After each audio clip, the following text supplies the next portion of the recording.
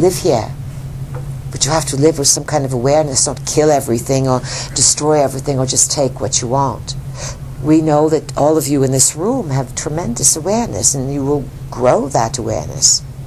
But think about the corridors of cities, the office buildings, the people bustling around the world who are clueless. And this is what you've come to witness. What clueless people do. How they destroy a civilization and how it is rebuilt, and who survives to be rebuilded. Anything else, Janet? Well, Peace, we right away, we have another couple that we meet with, and we do, I call them Native American, I don't know, we do a ceremony, and then we do smudging, and then we do visualization. And Good. I'm usually the one that leads it. And what came to me that time was I had done a meditation on my own, and was to see that, see a vortex energy bringing that back into the center, that oil back into the center. So it was interesting that I saw that on a Friday morning, and then we did the meditation, and I didn't tell the people what I saw. I just said, let's go to the Gulf and let's see what we can do to help mitigate that issue there. What can we do? And 3 out of the 4 got the same visualization, which is a vortex energy pulling it back down into the earth. Good. Now, what does that do? Well, first of all, the earth feels. The earth feels you. The earth is feeling your turmoil, your anger, your frustration, and now it is feeling that it has your attention. It is shocked that you have this shocked energy, and that you are going to go next into sorrow and sadness. Not just people who live along these coasts, but the whole world will start to see what the ocean currents do and who lives there. There will be a heart chakra opening, great compassion. And this the earth feels. And the earth has sensing devices, and when you emit things to a certain vibratory level or a certain volume of emotion and attention, the earth can sense this.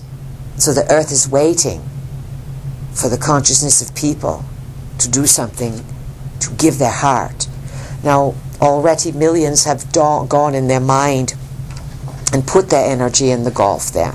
But remember, there's another story to the Gulf. We talked about that it is deep, it is honeycombed with underground caverns, and it is reputed that many ships, what you call UFOs and things of this nature, have bases down in the depths of the Gulf. And so it is, there's the other component of, is this a way to be in the vicinity? Is this possibly a desperate measure by surface beings to destroy what they call bad ETs underground? We'll tell you, within the military, no one agrees. And the military runs the show because they know everything about anything that is unusual. They would not build their Pentagon if they were not playing with black magic. Do you follow this? Yes. And they use magical techniques augmented by technology, planetary secrets. And there's been a secret war on this planet for many, many decades, where they are attempting to wipe out beehives of creatures that they do not want living here. We are not going to go into great detail over it. You'll have to sort through the stories that people have offered from first-hand and whistleblowing experiences. But this is also part of the madness that has taken over.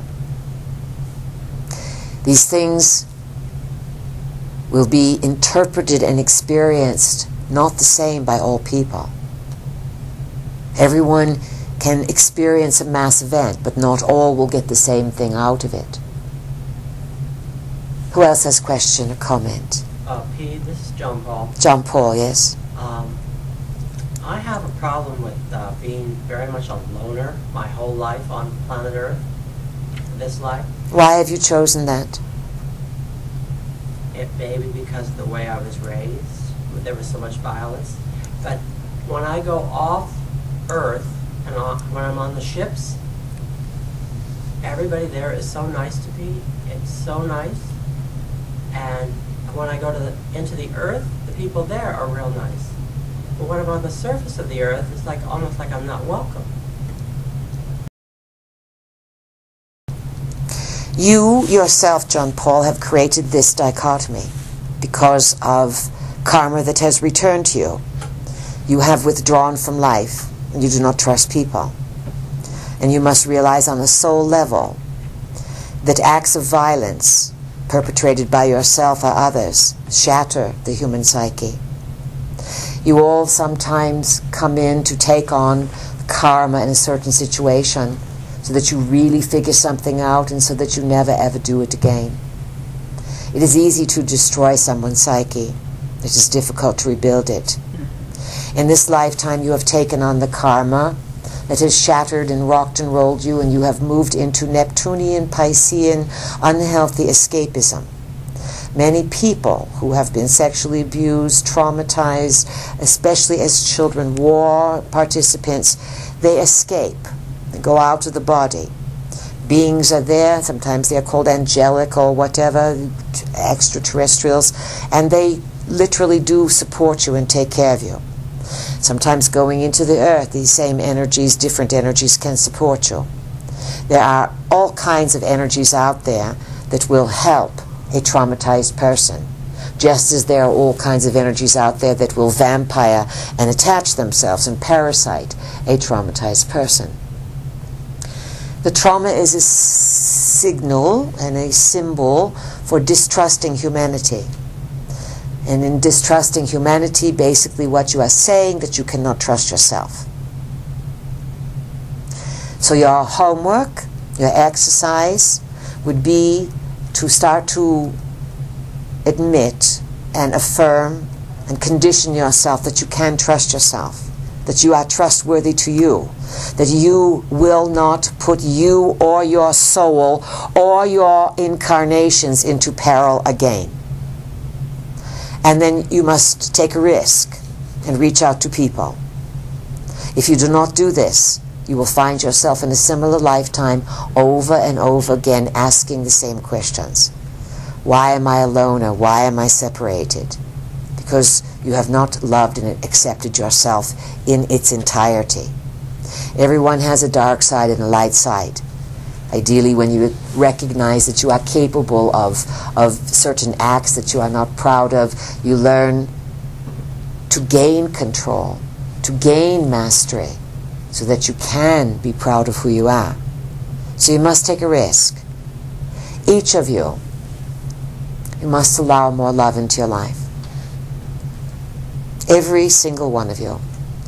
Allow more love. This is not sex, this is not flirting, this is not, are you going to love me and be my partner, and this kind of thing.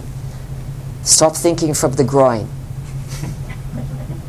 And start thinking and experiencing from the heart. Friends, reliable people. The world is full of good people. The world is full of people who know each other, but have been afraid to connect because they've gotten so caught up in their obsessions and their pains. Get beyond your wounds, all of you. Take a risk on love. We want each of you to welcome more love into your life, that you give yourself, and that as you give it to yourself, you begin manifesting it in the outside world as more people wanting to reach out and love you. This would be a sign of the quality of your consciousness. Can you receive and give love? And the only way it happens, it's not by sitting under an apple tree wishing for it. It is by reaching out and saying hello, doing acts of kindness, connecting to people. Many of you have had out-of-the-body experiences through trauma. And we want to emphasize that you are not here just to be in ships, to escape in ships, to escape to inner earthers who look to be nice or nasty. Your job is to be firmly ensconced in the physical body, more than you ever have been before. Like you are putting on the finest fitting silk bodysuit, and that you take up every centimeter of it.